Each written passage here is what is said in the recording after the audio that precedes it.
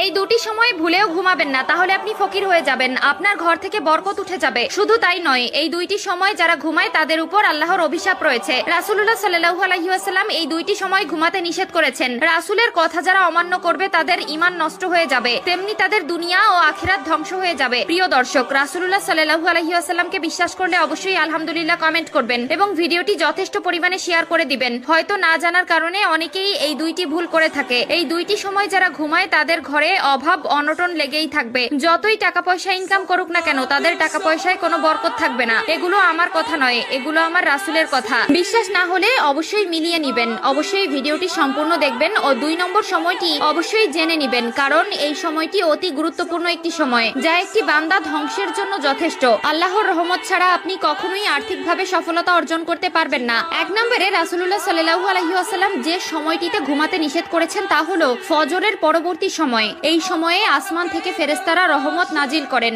এবং রিজিক নিয়ে প্রত্যেকটি ঘরে ঘরে পৌঁছে যান। কিন্তু কোনো ঘরে যদি কোনো বান্দা ফজরের পরবর্তী সময়ে ঘুমিয়ে থাকে, তখন তার ঘরে রহমতের রিজিক নিয়ে যাওয়া হয় না। সেই রিজিক জঙ্গলে হিংস্র যত প্রাণীরা আছে তাদেরকে দিয়ে দেওয়া হয়। বুখারী হাদিসে নবীজি সাল্লাল্লাহু আলাইহি ওয়াসাল্লাম ফজরের ব্যাপারে আল্লাহর কাছে দোয়া করেছেন যেন এই সময়টিতে বান্দার উপর বরকত নাজিল হয়, এবং আল্লাহ তাআলা এই দোয়াটি কবুল করে নিয়েছেন।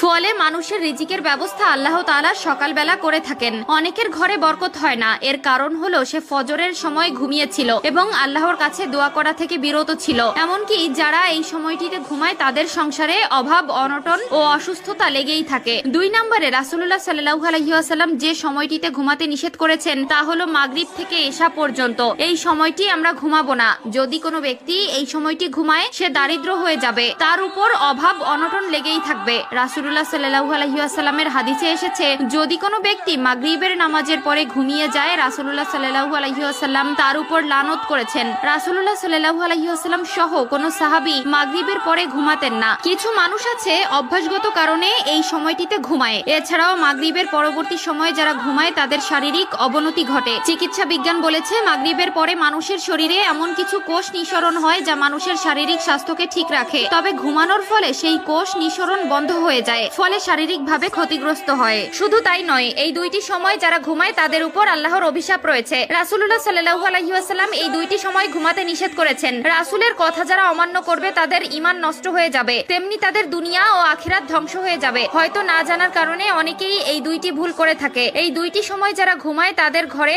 অভাব অনটন লেগেই থাকবে। যতই টাকা পয়সা ইনকাম করুক না কেন, তাদের টাকা পয়সায় কোনো বরকত থাকবে না। এগুলো আমার কথা নয়, এগুলো আমার রাসূলের কথা। বিশ্বাস না হলে অবশ্যই মিলিয়ে নিবেন, যা একটি বান্দা ধ্বংসের জন্য যথেষ্ট। আল্লাহ